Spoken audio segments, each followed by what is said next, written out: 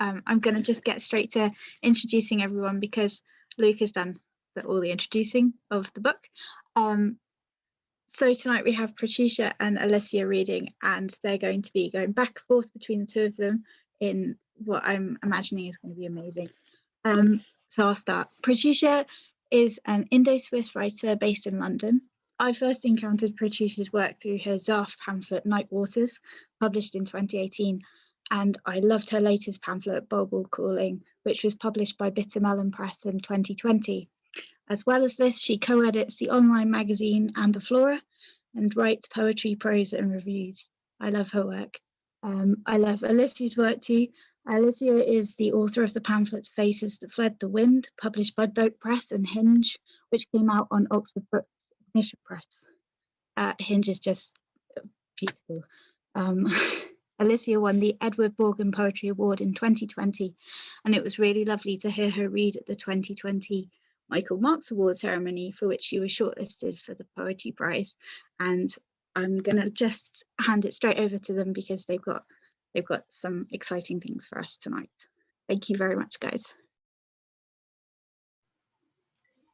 Thank you, Luke and Sarah, and just thank you also for this gorgeous book that is just absolutely stunning. I'm just going to get to reading right away. We'll be alternating, like Sarah said. So I'll start us off.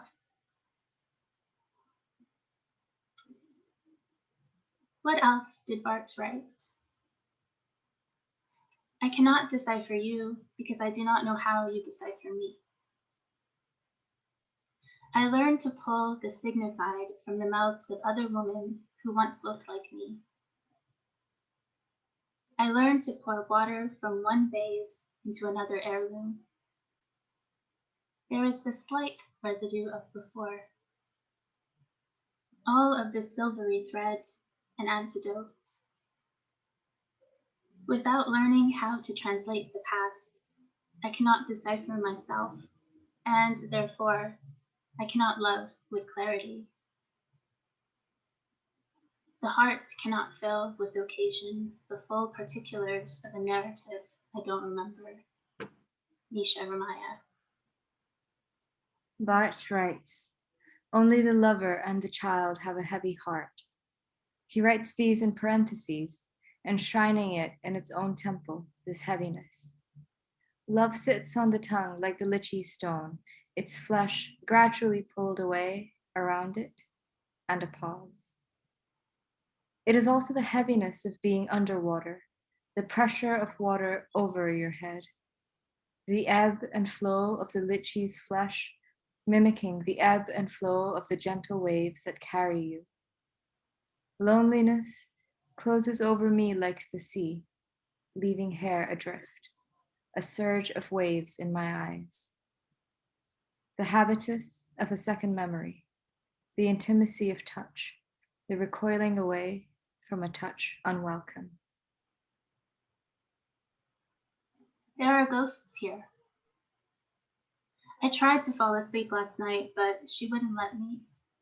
The ancestor who plats my hair with her journey. She is a lime green ghost. What does that mean? Descending, she's also tasting. Out slips her lime green tongue. Banu Kapil. In 2019, I visited Dar es Salaam and, like fruit growing around a stone, language grew around my grotesquely Western body. There was so much there among the vines, like desirable, clean knowledge. My first lost language. So much that I began to think in its mesocarp. In other words, I briefly traveled through time. In other words, the stone is a portal to a blank space. I think of Diana Koinen's photographic, optic, empty not empty loss. So much sound comes from a wide open mouth, an amaryllis, a tear on the page. So Meyer wrote in spells that trauma remains in the body, the mind body, To counter effect this trauma, then, is to engage with a love that fights to be clear, where its darkness does not signify an allowance of terror. Moving upstream, we encounter a ghostly love that calls us into currents, faces like suns around me, a silence that becomes attentive. Not that there is no capacity for unfurling.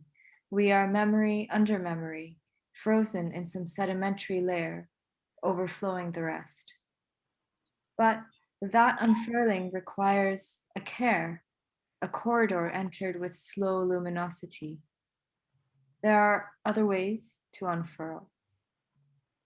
They do not all require an intimacy of pain. Sandeep Verma writes, I clear a path to retrace my steps. I retrace it to the beginning and stop again at the moment where I was asked for an outpouring of trauma. Soft blue like a gentle, still heart. Stillness, a boundary line eroding from where I stand. Some people have told me that love closes your eyes. It occurs in the subcontinental tradition, this description of love as something so intoxicating you lose your mind. But I think of it also as a clarity of water. P. I want to tell you exactly how he said it. The graveyard keeper, when he told my father that my grandmother's grave fell into the water. I know this is a re-narrativization, unreal and purified, a rearrangement of the dead and the living, an extravagance. I can't retrieve the words now. Still, believe me, I tasted that river and its current, its taxonomy and tradition. We spent all afternoon looking for that plot of land, her plot of land. It was once there, and then it was gone. I love metaphor for its absence presence. I love metaphor for its carcass, marked by love and love's descendant, the latter of which must sustain the 40-day journey. Two alike, they are the source of ritual, of concurrence. All of it seeped in, all of that lime green. All of it seeped out too, right into the basin of the Atlantic Ocean, like memories I no longer wanted. It is there, in the neighborhood of experience, that my childhood home is nowhere to be found. Billy Ray Belcourt. I thought I loved these memory imaginations. Now I let them go, each sensation slipping off my mind's skin into the great sea of deliberation, the machinery that churns out fragments. I am learning to love better the inconsistencies of my physical body, the physical scope of my existence. I love how solid a non-memory is, by which I mean I take a face in my hands, examine each mark, and feel myself rejoin with all kinds of desire. You call it a clarity of water, and I think of all the times I glimpsed my own body in the North Saskatchewan River and made a promise to be good at love. Your story makes me shiver. Falling open like a walnut, unrelenting and suddenly eroded. Isn't it strange how we can taste the currents of times past? My grandmother, holding my chin, tells me that I look like her older sister. She's so proud. She says, she was so bold. You have her eyes. I look at her sister's photo in an album, but her eyes look nothing like mine. I reach across currents to try and touch her sari. The soft Mysore silk drapes itself through my fingers, then falls away. I look at her, the face of a woman I've never met, with whom I cross paths in my dreams sometimes. She's constructed entirely through stories my grandmother has told me about her.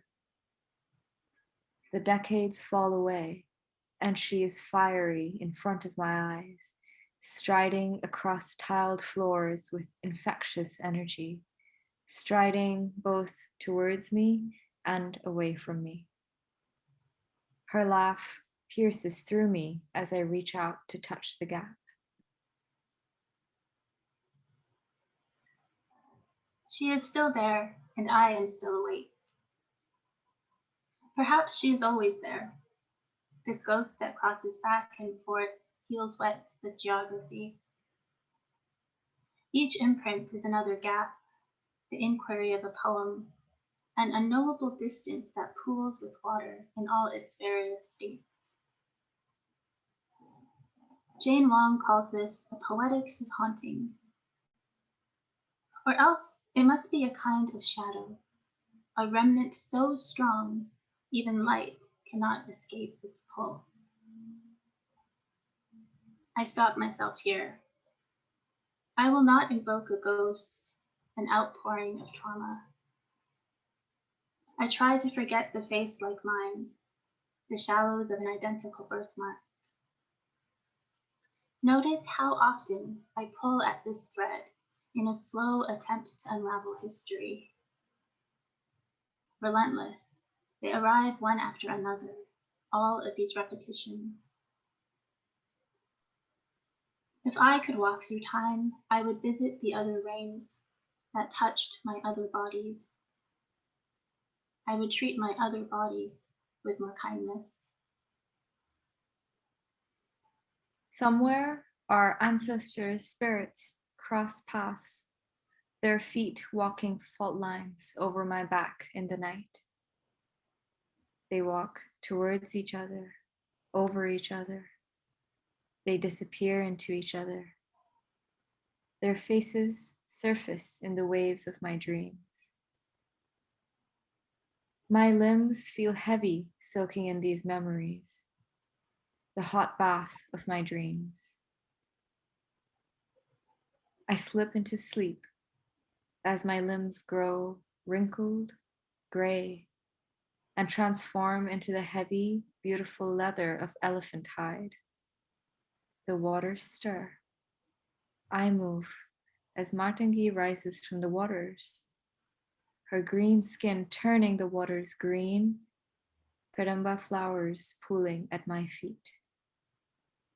She moves with unrestrained joy.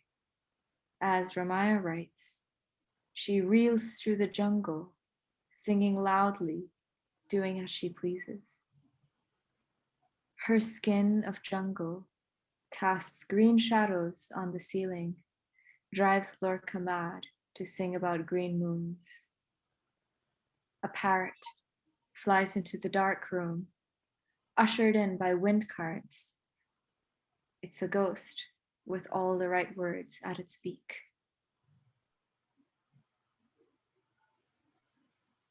The second leaky distinction, writes Donna Haraway, is between animal-human organism and machine. I am on a footpath toward another story. Nomenclature falls through this remembered body, this inherited skin. I turn away from the silhouette of universality, the subliminality of a shared name. We tend to follow lineage by following the eyes. I walk beyond the garden of first women and encounter my own childhood.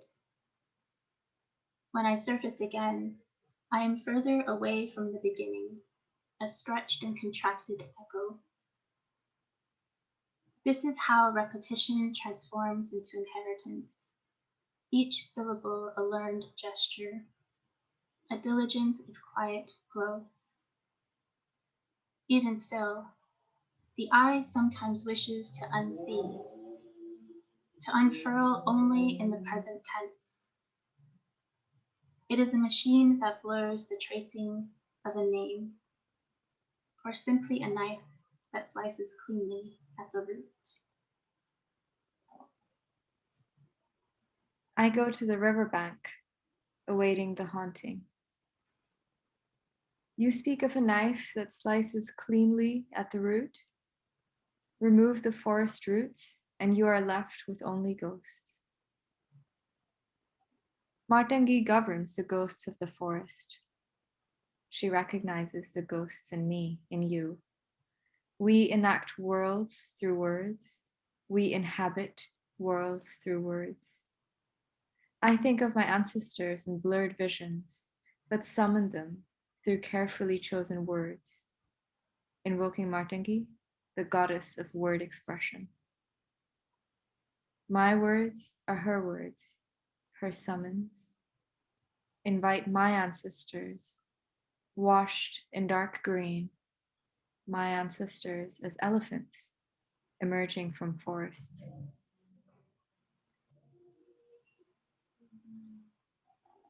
I am hyper-visible here.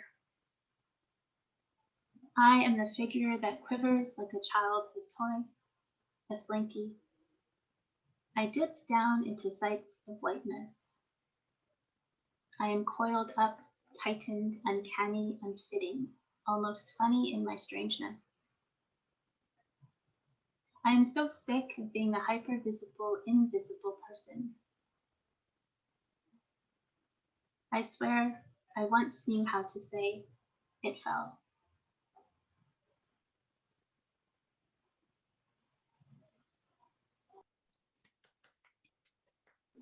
Thank you. Thank you. Thank you very much. That was really, really lovely reading. I've had a series of messages. Some have popped up in the chat and some have been private, saying what a beautiful reading that was, including from Jess Henschel, who mentions the collaboration is so beautiful. So there've been a couple of questions. If you don't mind, I might try and ask. There've been three kind of questions around collaboration. And I was going to ask about the collaboration process too, partly interested in this, but also interested in that there's quite so much collaboration going on at the moment. This is kind of our Guillemot month of collaboration. With the next book coming out in a couple of weeks is Katrina Porteous and Phoebe Power working together on a particular book that we're launching in 2 weeks. So it seems we're seeing a lot more coming in. So the first version of the question, I'll ask all three because they get so it starts with, I'd love to know more about Pratyusha and Alycia's collaboration practice, how they work together, which Jess echoes. It'd be wonderful to hear more about that process. And I'll add Nisha Ramai's slightly bigger one, which is related to these lovely questions. I'd love to ask about the experience of writing together, keeping your voices distinct, allowing them to merge, surface, come to clarity in turns, as friends and as poets, how it felt to find and lose yourselves as you wrote together, and finishing off with thank you for sharing this beautiful collaboration with us. So there's quite a lot to get stuck into there. I don't know who wants to go first.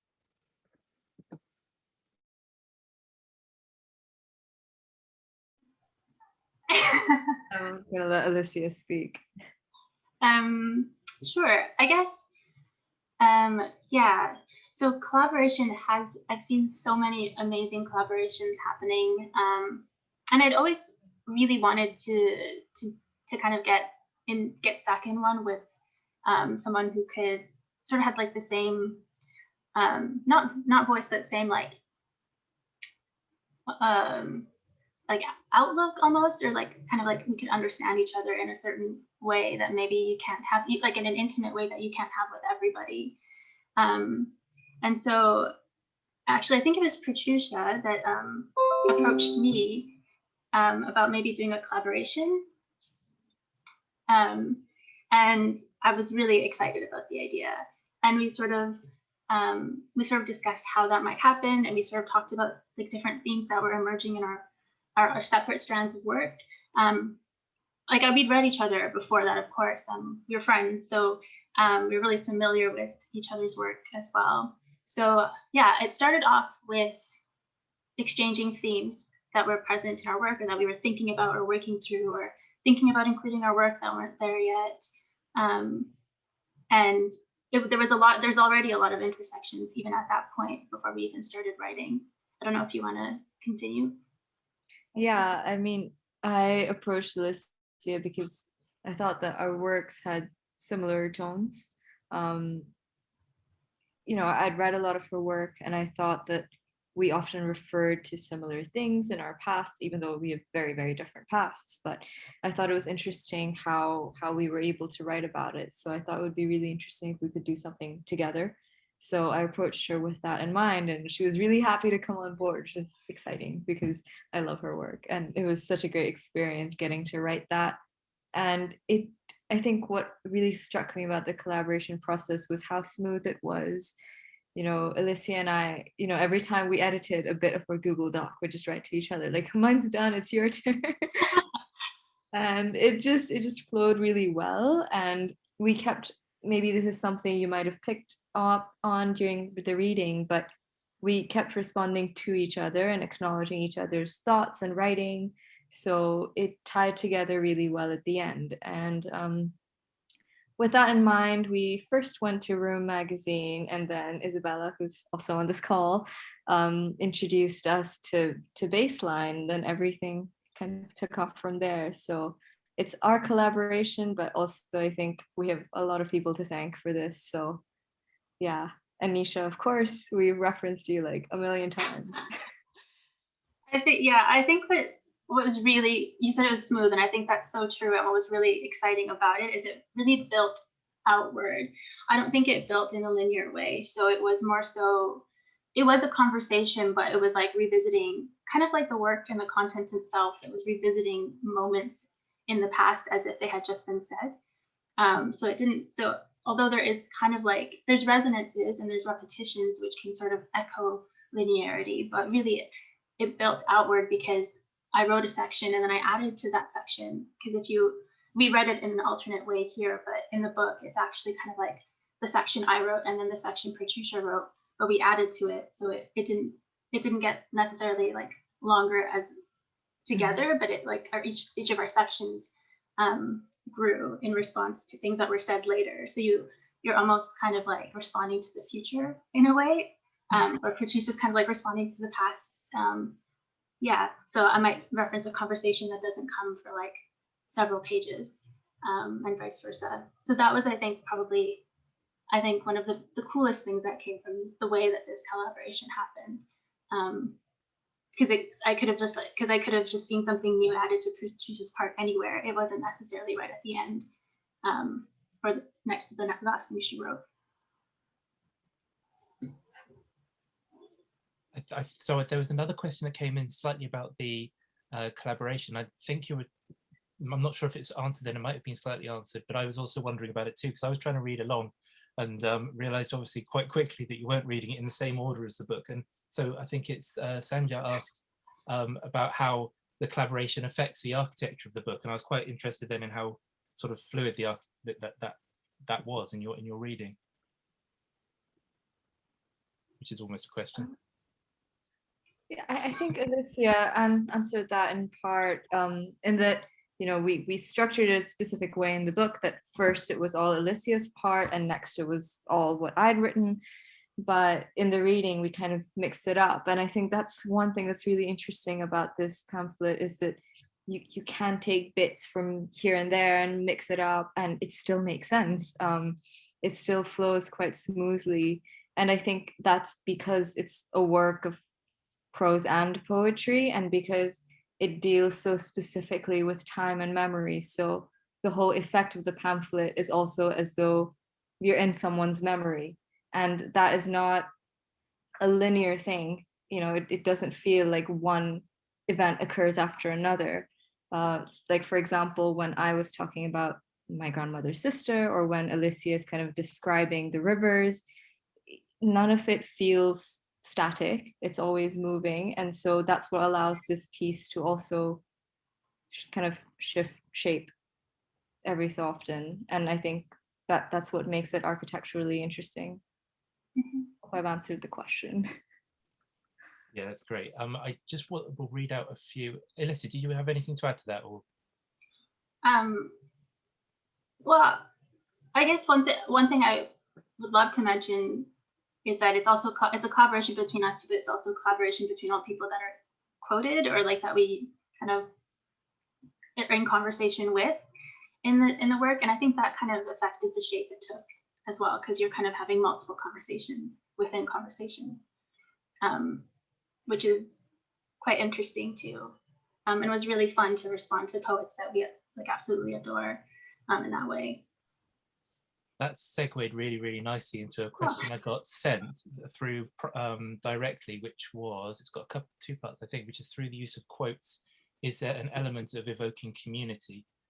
In the acknowledgements, you mentioned the legacy of threads, for example.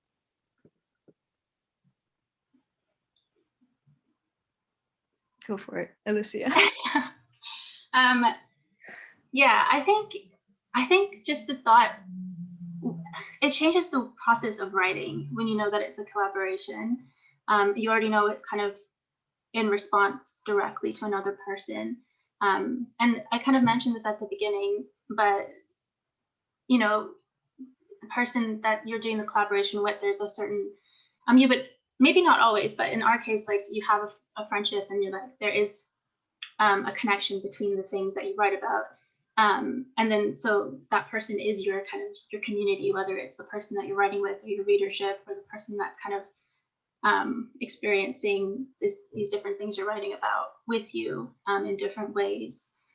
So I think just the collaborative element itself makes you feel like you're a part of a community, whether it's like the person you're writing with or the quotations that are within the text. And I mentioned this to a few people when I was talking about this, but it really brought out a different kind of writing for me. And it really kind of inspired me to explore things that I do normally write about in different ways. But in terms of the quotes themselves, I think they are definitely trying to evoke a sense of community because they're acknowledging like the history that came before us, the writing that came before us that inspired us, or that opened doors for us, and that we've kind of eked ourselves into conversation, or like we've kind of forced ourselves into these conversations with through this text. I don't know if that was an answer to that question, but yeah, Pratyusha, I don't know if you have anything you want to add. Yeah, I pretty much agree with everything. Would also note that Alycia and I kind of very consciously wanted to acknowledge the community that was built before us, but also the community that we want to keep building and keep fostering. And you know, we had read a lot of collaborative writing, whether that was together or individually. So you know, we'd read Threads, of course, that was a big one, but also, for example, Ada Limon and Natalie Diaz's poems, which are in response to each other. I think they're published in the New Yorker. And that was really interesting for us to keep. So I think Mimuna kind of asked a question around that. So we did read a lot of collaborative works prior to that. And we wanted to acknowledge those and build off of that as well. Thank you. Just there's quite a lot of comments have come in, and I just thought I'd read some of the nice ones that we've popped up and that I've sort of passed over a little bit. So Sean wrote, great stuff, love it, thank you both. Isabella Wang wrote, this is the ultimate highlight of my week, so restorative and beautiful, which is lovely. Jules Sparks, wonderful readings and poems. Susie, beautiful reading from a beautiful book, thank you so much. David Solo, this was wonderful, congratulations. And then we have and Jess, so stunning, one of the most beautiful books I've read, and hearing you both read it aloud was so powerful. And then we have a question which was from George Pipstra. I hear a lot of references to embodiment, memory, and history. Water runs throughout the poem. What significance does water hold for both of you as a metaphor, as a location for memory and embodiment around those topics? I don't know who wants to start that one off.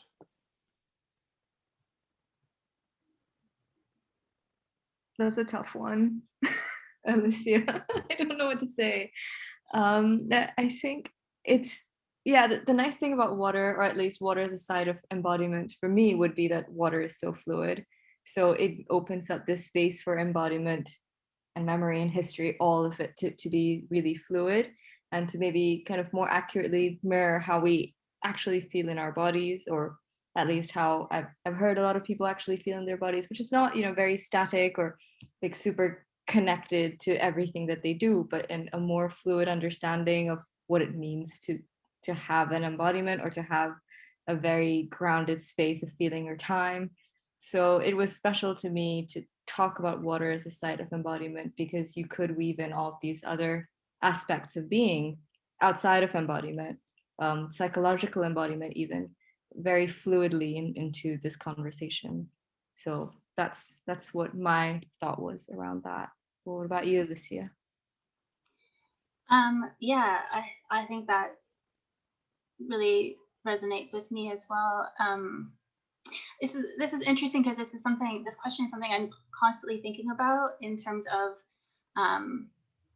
embodiment, but also I write so much about water, and I think it has to do with the fact that it feels both like it's something that can connect places and people, but it's also a place of separation, or it's something that separates them as well.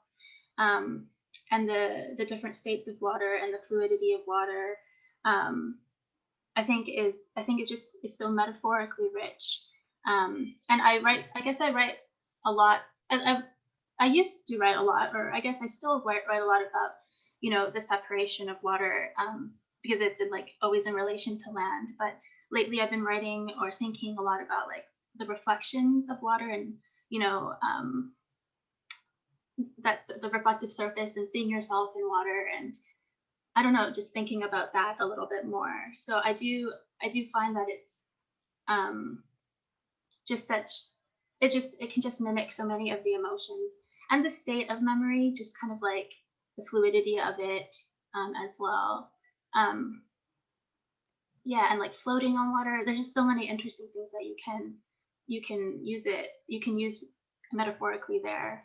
And I've also been thinking a little bit about how, as a woman of color, as a brown woman, I sort of take up space, like how my body takes up space in like the natural world and what that's like. And so I think water comes up a lot in that way as well, in these kind of more like these environments, and landscapes, and what my body feels like in them. I think that like you've kind of touched on this both of you have touched on this already, so it's just a slightly different focus maybe, and it's from George again about how do your different feet. So it's pulling out. So George pulled out the theme of water and is also pulling out this theme of embodiment, which you've just been talking about. Asking how do your different feelings about bodies as a site of memories interact or clash in your work? Is there anything more to add on that particularly? I think we talked a lot in this book also about ancestry and kind of glimpsing faces of our ancestors or glimpsing their bodies, but also kind of commenting on how their bodies are almost illusory, the way that they move through dreams in these almost like these thin ghosts that are floating through our memories. So I think in that sense, bodies as a site of memories, you could also see as something that's layered between different kinds of ghosts, between different kinds of pasts. And I think that made it a really exciting thing to talk about in relation to water, because all of it has this very fluid interweaving of different stories in it.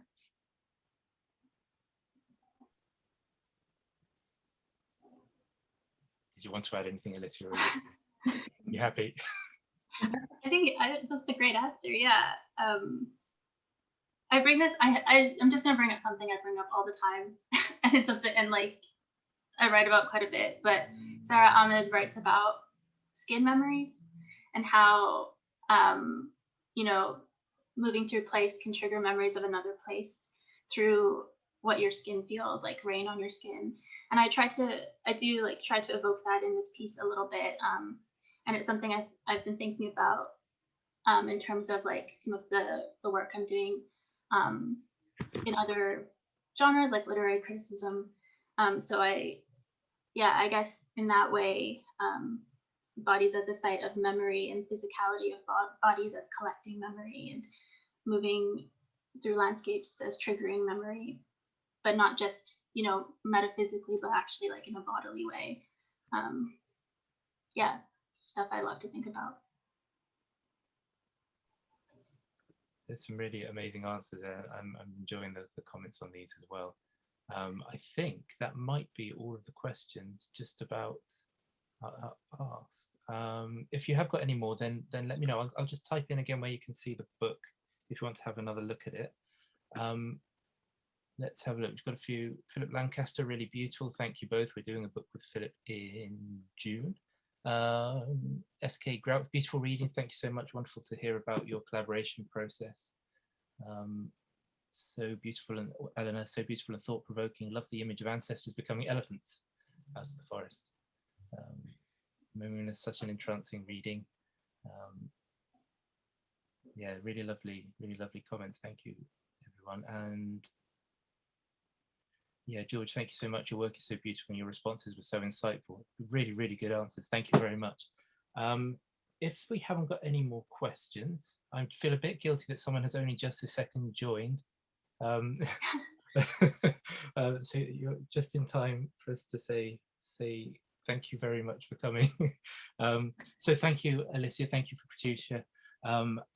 And Anupa, who might be somewhere in the background, hopefully, for adding to this beautiful, beautiful production, beautiful book, beautiful readings.